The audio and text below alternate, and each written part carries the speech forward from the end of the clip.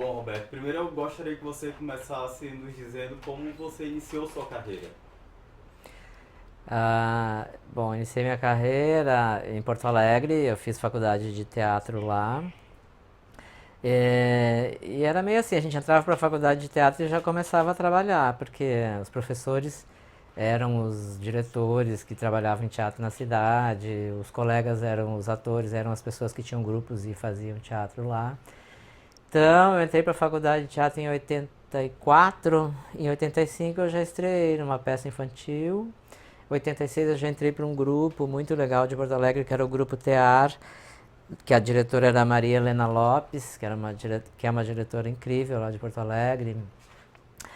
Com esse grupo da Maria Helena Lopes, eu estreiei a primeira peça, O Império da Cobiça, aqui em São Paulo, no Teatro do Sesc Anchieta, do Antunes Filho, porque o Antunes admirava muito essa diretora, Maria Helena Lopes, então ela sempre trazia os trabalhos para apresentar aqui em São Paulo.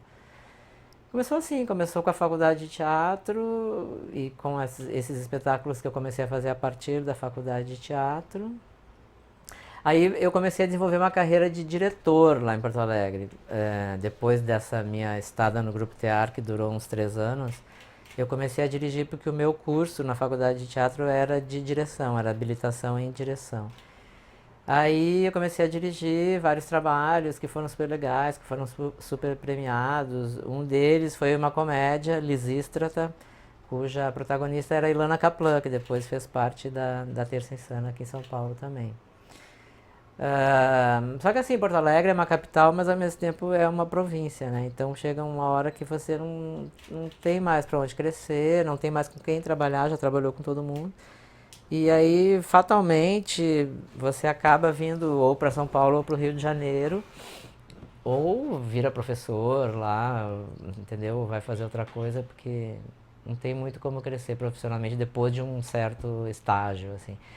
Aí, da minha geração, assim, eu fui um dos últimos a vir para cá, porque a maioria dos meus colegas já tinham vindo, como a Grace Janucas, como a Ilana Kaplan, como a Eleonora Prado, vários já tinham vindo.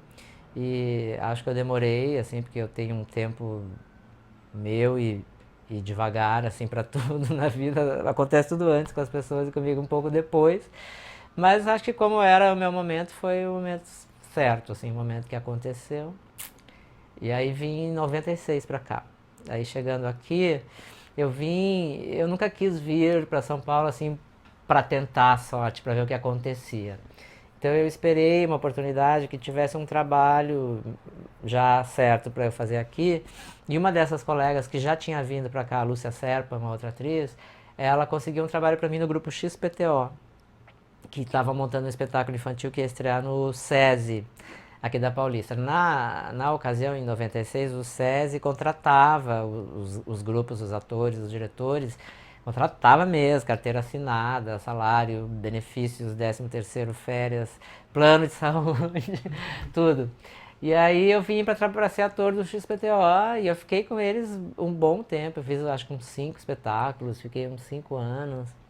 E nesse espetáculo do XPTO estava a Grace Janucas. A gente se reencontrou depois de anos nesse espetáculo. E a Grace fez esse espetáculo do XPTO e depois saiu. E eu continuei. No espetáculo seguinte, que era Buster, o Enigma do Minotauro, inspirado nos filmes mudos do Buster Keaton. E só tinha uma cena falada nesse espetáculo, que era a cena que o Buster Keaton e a namorada vão ao teatro, vão assistir um cabaré. E aí eles saíam do palco e iam pra plateia e o palco virava o cabaré que eles tinham ido assistir. E eu fazia o mestre de cerimônias desse cabaré, que era um mestre de cerimônias francês, porque eu morei na França, falo bem francês, então eu sei imitar facilmente sotaque francês. E a Grace me viu fazendo esse cabaretier francês, e quando ela resolveu montar a Terça Insana, ela me chamou para ser o mestre de cerimônias da Terça Insana. Porque ela tinha me visto fazendo esse. E eu nunca havia feito humor, assim, esse tipo de humor que a Grace, o Mansfield e a Angela Deep já faziam lá atrás, nos anos 80, esse humor de quadros, né, de solos individuais caracterizados com personagens. Então eu não tinha nada, eu não tinha nenhum personagem. Ela me chamou, eu nem sabia o que eu ia fazer. Ela falou, tu vai apresentar, tu vai ser o mestre de cerimônias. E eu sou hiper tímido. Embora não pareça, vocês me vendo no palco fazendo tudo aquilo, mas eu tenho que ser eu mesmo, como agora, tá sendo super difícil, enfim. Mas com o tempo a gente vai aprendendo a disfarçar, a timidez e tal. Mas como eu era muito tímido, eu não sabia o que fazer, eu fiz aquele personagem lá, fiz aquele sotaque francês. Então no primeiro show da Terça Insana, eu fiz com um sotaque francês o apresentador. Boa noite, senhoras e senhores, sejam bem-vindos ao Next Cabaret e a Terça Insana. Minto, não era Terça Insana ainda no primeiro, na primeira vez não tinha esse nome. Eu já estou respondendo uma outra pergunta aí, enfim, como começou a Terça Insana, né? A Grace foi convidada pelo Rocco, pelo Antônio Rocco, que é o dono do Teatro Next lá no centro de São Paulo, para fazer um show para a inauguração do cabaré do Next, que o Next abriria tinha um bar antes de chegar na sala de teatro, tinha um bar, e ele construiu um pequeno palco nesse bar e convidou a Grace para fazer o show da noite de inauguração do Next Cabaré. Então a Grace me chamou Marcelo Mansfield e chamou Otávio Mendes e a gente se reuniu, eles fizeram alguns números que eles já tinham de outros espetáculos e eu fiz 3 entradas de mestre de cerimônias, de apresentador, cujo texto foi escrito pela Grace. Eu basicamente falava das atrações da casa, chamava os próximos números, era uma coisa meio boas-vindas e fiquem agora com fulano, fulano, fulano. Deu muito certo esse show e a Grace foi convidada para repetir o show. Eu acho que umas 2 semanas depois ou um mês depois, a gente voltou com o convite para que fosse feito toda semana. Como seria as terças-feiras, que é um dia que todo mundo podia, a Grace deu esse nome, Terça Insana. E aí os shows passaram a ser temáticos, para a gente também ter um direcionamento assim, sobre o que falar, porque senão ia ficar muito vago, muito, né? E aí a Grace seguia escrevendo as minhas entradas, eram sempre 3 entradas, 3 blocos. Nesses blocos eu dava boa noite, falava sobre o tema da noite, o que vai ser o tema, e chamava as atrações. E assim foi, estreou no final de 2001, em outubro de 2001. Aí em janeiro de 2002 a gente já retomou semanalmente com temas e durante um bom tempo foi assim. Eu já queria fazer personagens, eu gostava muito de fazer esse apresentador, mas eu via o sucesso que eles faziam com os tipos que eles já tinham e com os que eles passaram a criar depois disso. Eu via aquilo e queria também, mas eu não sabia, eu não tinha trabalhado até então com humor, assim. Eu fazia teatro e sempre gostei mais de comédia. Quase tudo que eu tinha feito em teatro, tanto como ator como quanto diretor, era comédia. Mas eu não sabia, assim, eu não sabia criar esses personagens e eu não dominava esse formato, assim, eu não sabia escrever isso. Até que um dia a Grace chegou atrasadíssima, como sempre, e não tinha escrito uma das minhas 3 entradas, a minha última entrada. Porque a gente se reunia toda semana nas segundas-feiras, lá no Next, e às terças era o show. Cada semana era um show diferente, então imagina a loucura que era, toda semana. E aí ela não tinha essa minha 3ª entrada, e ela falou, já sei o que tu vai fazer. Ela fazia aquela traficante lá, a Cinderela. E ela disse, tu vai fazer uma bichinha que comprou um pó da Cinderela aqui do lado, na Danger, que era uma boate gay que tinha do lado. E tu não me pagou, tu saiu sem me pagar, e eu vou te pegar no banheiro, vou te encontrar no banheiro, vou te levar pro palco, te batendo, e a gente chega lá e improvisa. E aí tá, eu fiquei super apavorado, assim. Primeira coisa que eu pensei pra me esconder foram uns óculos enormes, assim. Como eu sou tímido, eu queria uma máscara. Daí eu coloquei uns óculos, assim, que não são esses óculos que ficaram famosos da Bettina, os Courrèges. Era um maior e mais escuro que eu tinha, assim. E eu me lembro que eu liguei pra Ilana Caplé e falei, não sei o que eu faço. Daí a Ilana que me deu a ideia dos 3 motivos. Ela fala, inventa 3 razões pra tudo. Fala 1, que não sei o que, 2, que não sei o que lá, e 3, que não sei o que. Dá 3 motivos pra tudo. Aí eu guardei isso e com o tempo o 3º motivo virou sempre porque eu não sou obrigada. Daí ficou não sou obrigada. E aí nesse dia foi muito legal, assim, foi muito bacana, mas eu levei uma surra, porque a Grace não sabe fazer de conta que tá batendo, ela me cobriu de porrada do banheiro até o palco. Eu apanhei horrores. Mas foi um sucesso, assim, a plateia aceitou muito bem, veio abaixo. E eu me lembro quando a gente saiu, a gente chegou no camarim, a Grace virou pra mim e falou: Tu criou um personagem. E a Bettina foi meu primeiro personagem. Aí teve um terceiro ano especial esotérico, eu acho. É, uma coisa assim a ver com misticismo. E eu tinha uma fantasia de Shiva, que é uma divindade indiana, que eu usei numa festa, fantasia lá em Porto Alegre.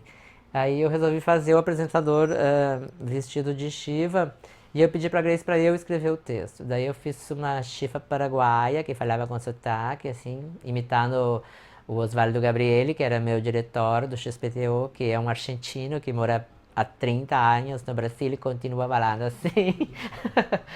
E fiz a Shiva paraguaia, dizendo que estavam falsificando Shivas no Paraguai, porque é o uísque, né? Enfim.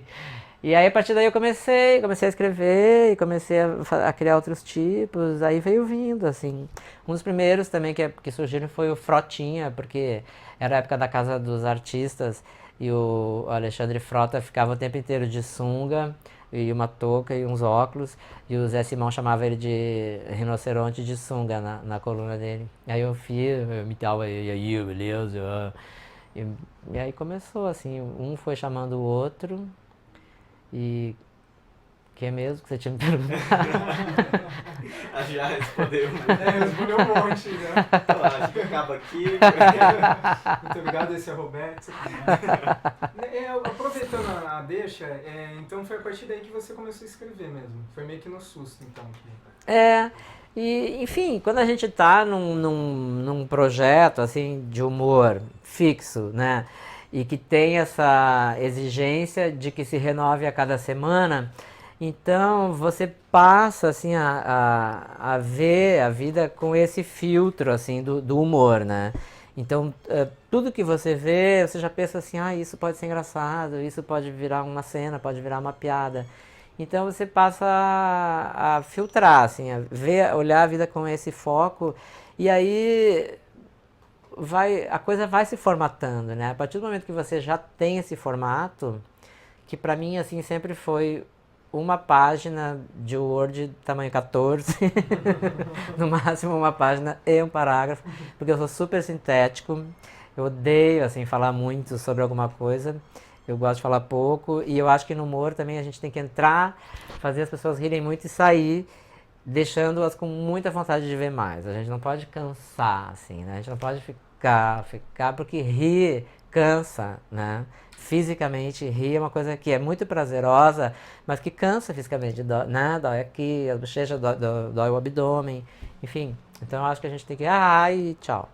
Então eu me concentrei, assim, nessa folha de Word tamanho 14 e formatei, assim, eu descobri um formato, assim, através do qual eu conseguia me expressar usando essa minha capacidade de imitar pessoas, sotaques, não é, maneiras de falar, jeitos de me mexer assim fisicamente, aproveitando isso para transformar em tipos também para encobrir a minha timidez de parecer o mesmo. E como é a construção dos teus personagens? É a partir de observação na rua? É a partir de observação e é mais ou menos como eu acabei de falar agora. É uma coisa assim, ó, normalmente eu parto de algum tipo de imitação. Como eu tenho assim o ouvido bom assim musical e para jeitos de falar e sotaques, eu aproveito isso e consigo reproduzir isso. Eu aproveito isso. Então, a partir de um jeito de falar de alguém, como eu falei antes que a Shiva eu imitei o Osvaldo, o meu diretor do XPTO, essa imitação do Osvaldo depois virou o Mário, que era um boliviano, que eu fazia com a Graziela Moreto, uma dupla de bolivianos, Mário e Juana. É uma dupla, Mário e Juana. Então, eu comecei vários personagens assim, partindo de alguma coisa que eu sabia imitar, ou um jeito de falar, ou um sotaque, ou um jeito, né? E aí, claro, o texto vinha como um complemento desse tipo, né? Mas normalmente eu inventava o tipo primeiro, aí uma pequena história para esse tipo, e depois a coisa ia se desenvolvendo meio que a partir do tipo, né? Isso não é uma regra, cada ator cria de um jeito, né? Por exemplo, o humor da Grace é um humor de ideias, né? Ela tem algo a dizer sobre determinado assunto, então ela escreve aquilo e ela põe uma peruca e diz aquilo, mas é meio que a opinião dela. É meio como se fosse um stand-up, só que ela disfarça, digamos, de personagem com um tipo, uma peruca, uma coisa engraçada, visualmente impactante. Mas o meu humor é mais de tipo mesmo, assim, e de observação não só dos tipos, mas de observação dos comportamentos, assim. E eu acho que isso gera uma identificação com a plateia, assim. A Bettina, por exemplo, ela é um comportamento, né? Ela é um tipo meio que universal, assim, porque ela é a bicha, né? Ela resume muitas bichas. As pessoas perguntam, você imita alguém? Eu falo, não, mas em quem você se inspirou? Eu falei, eu me inspirei num modo de ser, né? Numa figura da noite, porque eu frequentei muitos anos a noite e a noite tem muitas Bettinas, né? Ela é normalérrima na noite, né? Quando põe no palco, assim, parece que é uma coisa, uau, como você criou, mas ela existe, ela é muito verdadeira, né? E através dela dá para dizer muitas coisas.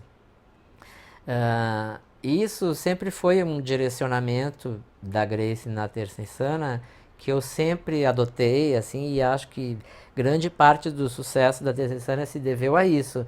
A gente pegar esses tipos e dar voz a eles, assim, não pegar para tirar sarro, para debochar, para como o humor historicamente sempre fez no Brasil, né? O viado que só fala em pau, não sei o que, né? E odeia a mulher. A mulher burra, gostosa, não sei o quê. Então, pegar essas pessoas, mas fazer com que elas se defendam, digam algo e mostrem o quanto as pessoas que elas discriminam são ridículas, o quanto é ridículo discriminá-las. E a graça vem daí, né? Vem dessa reversão de expectativas. Lá viadinho, não me chama de viadinho, não é só isso. Legal. Você, te cortando, você falou em relação a tipos, e tem um tipo seu que é espetacular, que é o professor, o Aderbal, né? Aham. E ele é baseado em fatos reais ou também foi uma série de pesquisas? Porque tipo, ele é muito perfeito. Se você for para São Carlos, você vai encontrar um professor Aderbal Jurema, com certeza. Mas sabe que as pessoas me dizem que lá em São Carlos as pessoas não puxam o R igual ele, né? Que é mais Piracicaba, não sei o que. Enfim, mas ele não é de São Carlos, ele só dá aula na Universidade de São Carlos.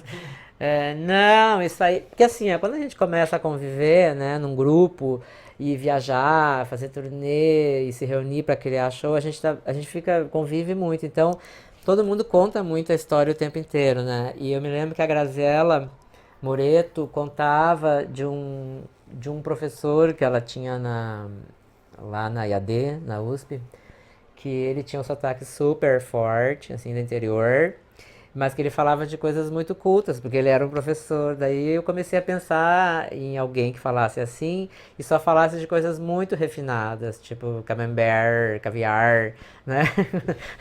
Pra dar esse contraste da caipirice dele, né? Da jequice, do que seria a jequice, só que ele é uma pessoa cultíssima, né, que fala de cultura, que fala de arte, né, e de glamour. Então eu ainda acrescentei o glamour.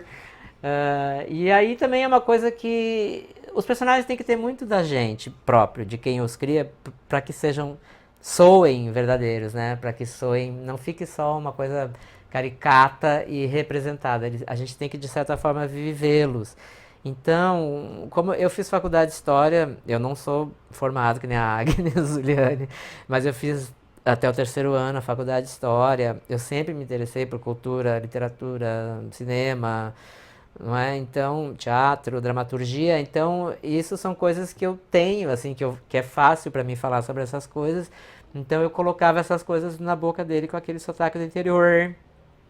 E isso suscitava o riso. Não, eu não estava tirando sarro de um caipira, pelo contrário, eu estava mostrando o quanto essa visão. Eu até dizia, eu falava sobre o professor de História da Arte da Universidade de São Carlos. E as pessoas riam. Eu dizia, por que não posso me interessar por arte só porque eu sou do interior?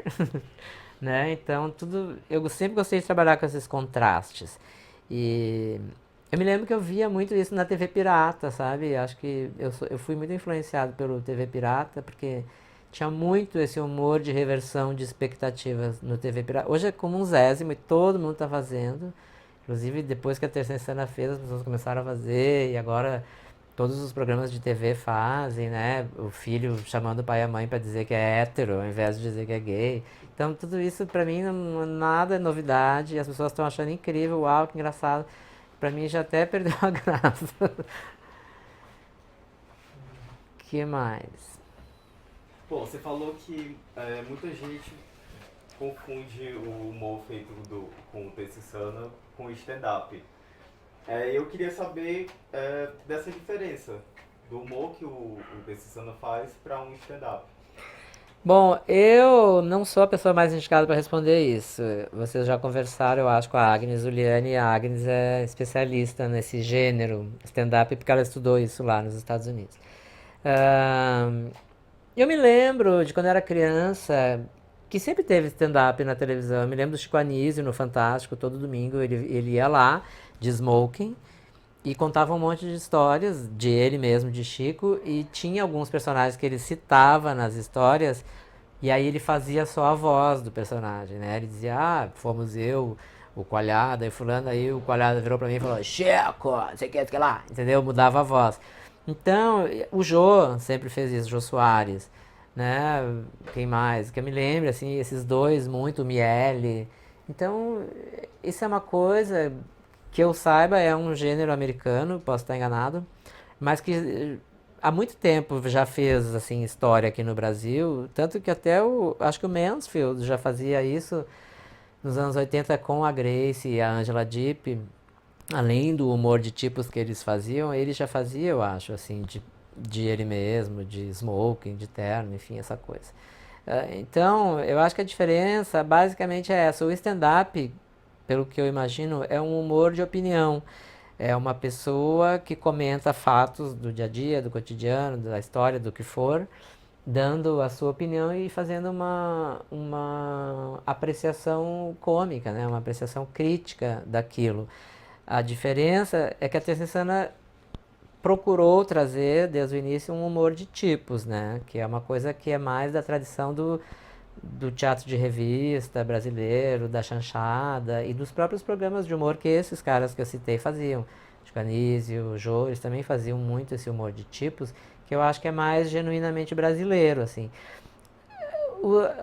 Os formatos são muito semelhantes, porque é uma pessoa em pé no microfone, né, falando diretamente para a plateia. Não é uma cena, não é um sketch no sentido de cena, né? A gente contracena diretamente com a plateia. Então esse é o princípio do stand-up, contracenar em pé direto com a plateia. Mas como tem esse filtro do personagem, eu acho mais criativo. Eu acho assim que tem trabalho de ator, tem trabalho de composição, tem trabalho de voz, né? Que a gente procura fazer os tipos o mais diferentes possíveis uns dos outros. Pelo menos eu sempre procurei. Então acho que a diferença básica é isso. Não tem tanta diferença assim, eu acho. Mas basicamente o humor de tipo e o humor sem tipo, né? O humor de persona, né? Que é como se chama no stand-up. E por falar em persona, você acha que o uso de personas no Terça Insana minimiza o peso da crítica? De personagens, quer dizer, porque na Terça Insana a gente faz humor de personagem, né? Persona, por exemplo, é o cara que faz stand-up, ele tem uma persona. Por exemplo, o meu apresentador lá, meu mestre de cerimônias, que eu dava boa noite e falava hoje o show vai ser sobre isso, sobre aquilo, era uma persona cênica. Não era eu, assim, sem graça e tímido como eu sou. Eu ia lá bonito, falava articulado, colocava. Então, era uma persona, era um Roberto mais desinibido e mais articulado. Então, isso é uma persona, né? O humor da Terça Insana não utiliza a persona, utiliza o personagem. Você quer saber se o personagem minimiza que crítica? A crítica...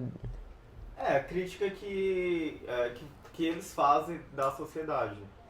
É que assim, na verdade, desenvolver um pouco mais, o que a gente percebe, a gente até, entre as várias pesquisas que a gente fez, a gente assistiu o documentário O Riso dos Outros, que aborda especificamente o stand-up e esses problemas todos que eles tiveram nos últimos anos de ficar se apontando e problemas judiciais, enfim, de N séries aí, e que apontaram o dedo para Rafinha Bastos, para fulano, Beltrano, enfim, que você é preconceituoso, que você não sei o quê. Você acha que a partir do momento que você utiliza um personagem, você consegue talvez, se blindar, se proteger? A crítica é menor, a imprensa cai menos em cima. O que você pensa disso? Eu acho Porque que... vocês sempre abordaram questões também bastante polêmicas, né? Eu acho que mais do que o personagem, eu acho que o que ameniza é o humor. O humor é um filtro, né, para que a gente aborde temas difíceis e de ser abordados a sério, né, coisas que podem ser ruins, que podem ser tristes, que podem ser trágicas. Com o filtro do humor, elas ficam mais facilmente abordáveis e mais facilmente transmissíveis para a plateia, né? Porque daí você fala, é isso, como eu não pensei, né? Então, mais do que o personagem, eu acho que o filtro do humor blindaria, assim, não blindaria, mas faria com que essas críticas passassem com maior facilidade, porque daí tem uma reflexão em cima da coisa. Não é simplesmente falar a coisa, né? Assim, falar fulana é gorda, não é humor. Qual é a graça disso? Isso é um fato que não desmerece em nada aquela pessoa e que não a torna risível, não é? Então, agora se você usar o humor e fizer uma reflexão bem-humorada sobre os problemas da sociedade, aí sim eu acho que esses problemas podem ser vistos com mais facilidade e provocarem o riso. Acho que sim. E clichê, pra ti, qual os limites do humor? Quais os limites do humor? Pra mim é o bom gosto, é a elegância, Eu, por exemplo, eu tenho várias coisas que eu não gosto. Eu não gosto de falar errado, porque tem humorista que todos os personagens falam errado, né? E inventam palavras que não existem, empregadas que falam errado, jogadores de futebol que falam errado, né? Motoboy que fala errado, sei lá, peão que fala errado. Então, assim, eu acho que o brasileiro fala muito errado, né? A língua brasileira é muito mal falada e muito mal escrita por nós, os brasileiros. Então, eu acho assim que subir pro palco para tirar sarro de quem fala errado ou para falar errado porque não sabe falar certo é um desserviço. Eu acho que isso aí não ajuda em nada, sabe?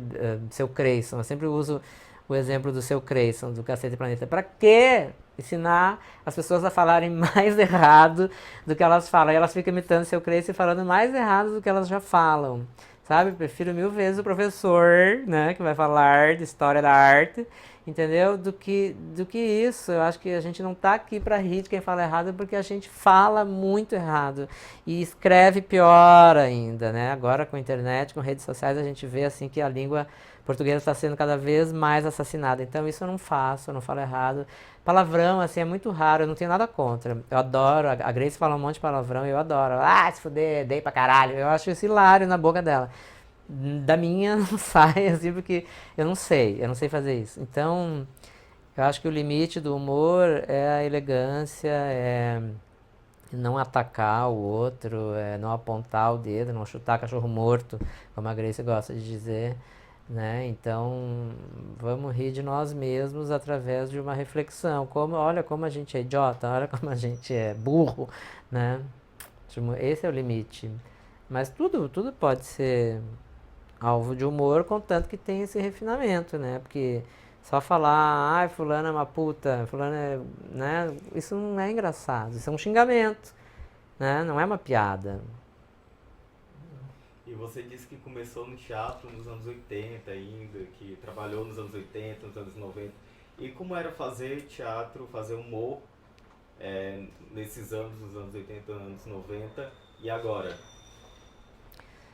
Bom, como eu falei antes, eu não fazia, né, humor nos anos 90. Eu comecei a fazer humor especificamente com a Terça Insana, em 2001. Eu fazia teatro antes, algumas comédias e tal, a linguagem do humor usada assim na comédia, mas eu não fazia humor, sabe? Eu não fazia essa reflexão humorada sobre os fatos, sobre o cotidiano. Isso é uma coisa que eu comecei a fazer em 2001. Uh, eu não sei como era fazer antes porque eu não fazia, né? Eu sei falar assim das coisas que eu via e gostava, como eu citei a TV Pirata, como eu sempre cito a Regina Casé, que eu sempre gostei muito, e esses caras que eu falei, Chico Anísio, coisas que eu lembro assim da minha infância, Jô Soares, Agildo Ribeiro. Então, hoje eu acho que perdeu a graça o humor. Pra mim perdeu a graça porque eu acho que a partir desse boom, assim, que o humor voltou a ter com o sucesso da Terça Cena, porque a Terça Cena foi inegavelmente uma coisa que fez muito sucesso do nada, sem nenhuma mídia, sem nenhum patrocínio, sem nada, assim, simplesmente porque as pessoas iam e gostavam muito, e ficavam loucas, e iam toda semana, e diziam pra gente, nossa, como é bom, meu chefe fala a louca, sabe assim, então isso começou a grudar nas pessoas e começou a se espalhar, aí como felizmente, através do Carlos Eduardo Miranda, que é um amigo nosso de Porto Alegre, o Miranda levou o pessoal da Trama, que era na época o João Marcelo Boscoli e o André Jasman, ele levou-os para assistir a Terça Insana e eles adoraram e quiseram transformar num DVD. Com esse advento da Terça Insana ter virado um DVD, ela passou a ser vista por muito mais gente, né? Muito mais do que as pessoas que viam uma vez por semana no teatro em São Paulo. E em seguida veio a coisa da internet, né, do YouTube, e aí foi uma coisa assim que espalhou para o Brasil inteiro, e a gente começou a viajar o Brasil inteiro e lotar teatros muito grandes no Brasil inteiro durante muitos anos. Então, isso fez com que as pessoas começasse a querer fazer a mesma coisa, enfim, também queremos fazer sucesso, também queremos ganhar dinheiro. É bom, porque abre, né, abre um mercado, fomenta um campo de atuação para as pessoas que precisam trabalhar. Mas por um lado é bom esse lado aí, mas o lado ruim é que normalmente as pessoas se apropriam do formato, assim, né, da forma da coisa, mas normalmente sem o conteúdo. Então, eu acho que muito do sucesso da Terça Cena se deve ao conteúdo. Sempre foi um humor diferente do humor que se fazia, né? Daquele humor clichê, preconceituoso, velho.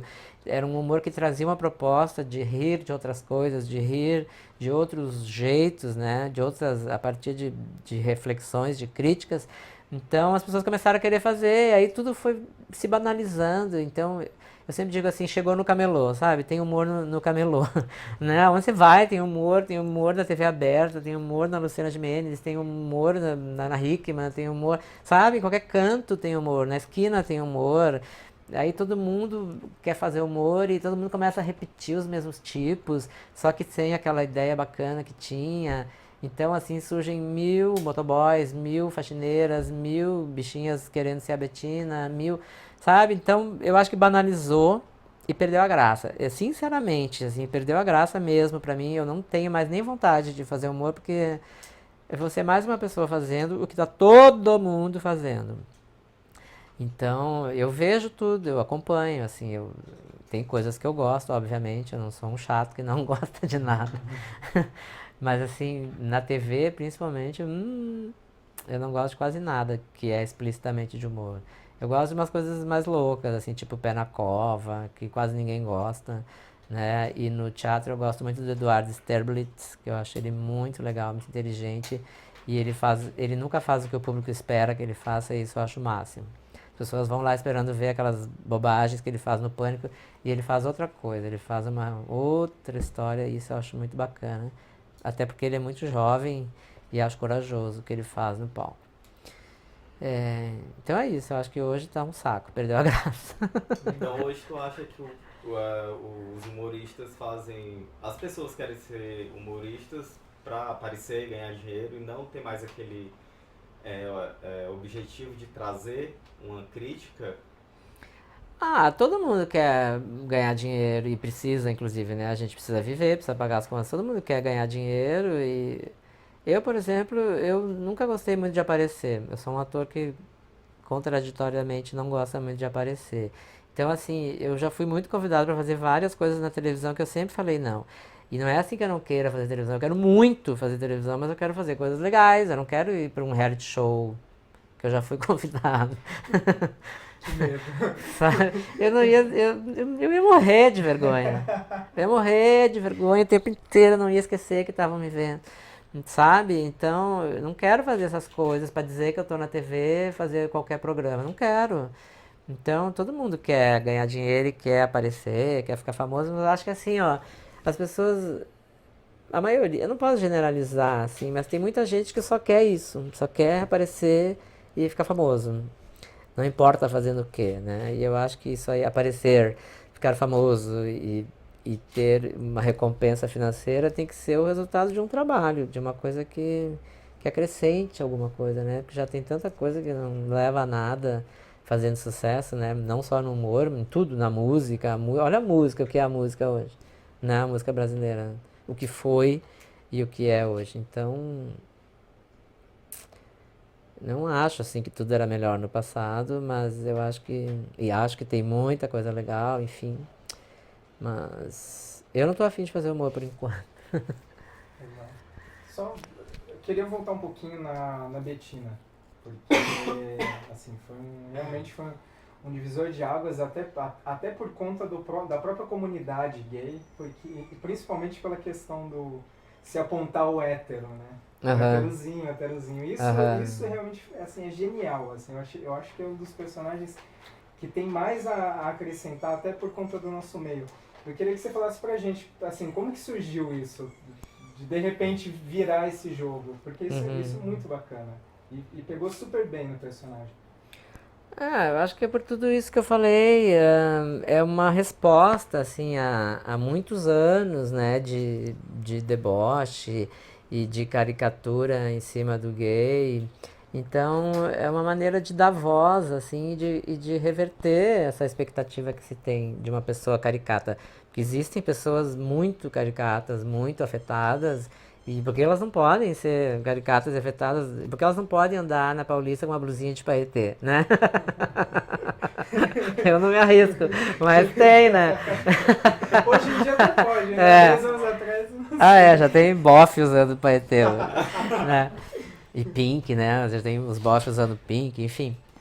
Mas a Betina, o que eu acho muito legal da Betina é que desde a primeira vez que eu fiz no Next, que era muito pequenininho, até em grandes teatros de 1.000, 2.000 lugares lotados, em capitais, no interior, no exterior, que a gente fez em Portugal, em eventos corporativos, a Betina nunca foi mal recebida por nenhuma plateia, assim, nunca falaram, sai viadinho, sabe, nada. Ela sempre foi muito empática, a plateia sempre teve muita empatia com ela e sempre comprou, assim, a Betina. Sempre defendeu, assim, é isso aí, sabe? Tipo, agora estão defendendo o Nico da novela. Então a Betina sempre foi muito defendida e eu achava muito legal, assim, mães que me diziam que as crianças adoravam, sabe? Que, ai, meu filho te adora, adora a Betina. E eu recebia muitos e-mails também de jovens gays que me perguntavam como falar para os pais, sabe assim? Virou conselheira, Betina. Virou uma conselheira. Ela podia ter um programa, né? Pois é. Ela podia ser uma Laura Miller, Nossa, né? hoje em Dos dia- gays. Hoje em dia no YouTube ia ser um canal de sucesso, É. né? Betina responde, né? Uma vez a gente estava fazendo o lançamento do DVD numa FINAC. A gente fez vários pocket shows em lojas da FINAC. E acho que era em Campinas. Campinas. Piada pronta. Aí a gente estava em Campinas e a mãe veio com o filhinho dizendo que ele me adorava, que ele queria me dar um presente. Aí o filhinho pequenininho assim me trouxe um ursinho de pelúcia que eu tenho até hoje. Ai, viu? Olha, fala, heterozinha, que se adora, filho. Daí eu fiquei pensando depois, ai meu Deus, será que eu tô fazendo um bem pra essa criança? Tá formando pequenas Betinas pelo mundo. Mas eu acho que é legal. As pessoas têm que ser como são, foda-se, cada um tem que ser como é. E é legal que as crianças já cresçam vendo tudo que existe para que elas, né, não sejam preconceituosas com ninguém, com nada. Legal. E tu acha que o Brasil é o país da piada pronta? Ah, isso já é uma piada pronta, né? Porque é uma piada do Zé Simão, que é um cara que eu adoro. Eu adoraria fazer um espetáculo só com textos do Zé Simão, adoro. Mas o Brasil é muito engraçado, né? Por isso, porque ele é um país que cria leis e já cria a maneira de burlar essas mesmas leis. Então, né, as pessoas já vêm pronto mesmo nesse sentido, né? Porque tenta arrumar estragando, tenta corrigir errando, é, né? E a gente tem o famoso jeitinho brasileiro, que pode ser bom por um lado, né? Porque é a nossa criatividade, mas também tem essa coisa de querer tirar vantagem do outro. Então, nesse sentido, é o país da piada pronta, eu acho. E isso é uma coisa brilhante do Zé Simão de falar isso, porque a cada dia a gente vê mais, né, piadas prontas, né? Enfim. E os personagens que tu faz, tu acha que influenciam as pessoas? Que elas conseguem se enxergar mesmo nos personagens? Ou elas riem só por, engraçado, o Uhum. personagem e tal? Ah, eu nunca tive essa pretensão, assim, eu acho que seria pretensioso querer influenciar diretamente as pessoas, mas se a gente consegue fazer com que elas se identifiquem com uma coisa ou outra, ou identifiquem pessoas que elas conhecem, e isso, além de fazer rir, de fazê-las rir, ainda as faça refletir, eu acho que já é muito bom, assim, influenciar diretamente, eu não sei, a não ser esses casos aí que eu falei, né, de meninos que me escreveram e tal.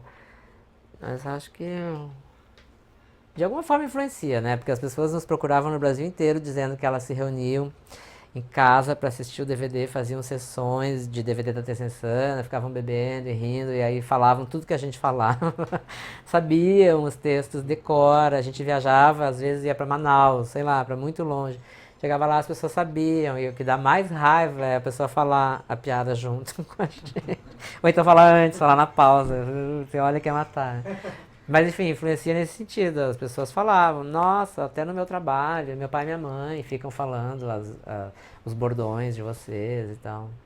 É uma influência boa, eu acho, né? Elas falavam que sentiam falta, assim. Aqui em São Paulo elas falavam muito, a gente fica contando os dias para que chegue logo terça de novo, assim, porque a gente sente falta dos personagens. Isso é bom, né? É uma influência positiva. E qual a importância do humor feito pelo Tessissano pro Brasil? Isso é outra coisa que eu acho que pode parecer pretensiosa, assim, querer atribuir uma importância. Eu acho que essa importância ah, é tudo isso, né? Levar a reflexão, mas sobretudo divertir. As pessoas elas iam muito para se divertir, né? Porque é um programa legal, assim, você ir num lugar, principalmente aqui em São Paulo, que era numa casa noturna, né? Que tinha bar, bebida, comida. Então você ia com um grupo, sentava numa mesa, ficava rindo, né? E bebendo, se divertindo. Isso é muito bom. E mesmo no teatro é um programa bacana, então acho que divertir as pessoas já tá de bom tamanho, né? Porque problema é o que mais tem, que todo mundo tem. Então, se a gente provocar o riso e um alívio, né, subsequente a esse riso, eu acho que já tá de bom tamanho. Legal. E como é trabalhar com a Grace? Que ela é bem louca, né? É, Bem é, insana mesmo. é insano, insano resume. Insano resume, porque vira uma loucura, né? Eu acho que assim, ó, as pessoas não são muito certas, né? Ninguém é muito certo, todo mundo é meio louco. E sobretudo quem trabalha com criação, né? Então quando reúne um monte de gente criativa, acaba ficando uma loucura mesmo. Mas a Grace, apesar de muito louca, né? Muito a mil, muito, enfim, com muitas variações de humor, ela tem essa capacidade centralizadora, assim, essa aglutinadora, né? De pessoas e de liderança de grupo, né? Que é muito legal. É claro que as pessoas se cansam, ninguém fica muito tempo, porque são muitos egos, né? Ator tem muito ego, então todo mundo quer liderar, todo mundo quer, né, que o seu ponto de vista prevaleça. Então acaba que os elencos ficam mudando, mudando, mudando, mudando, e eu acho que isso só favorece, né? Porque renova constantemente.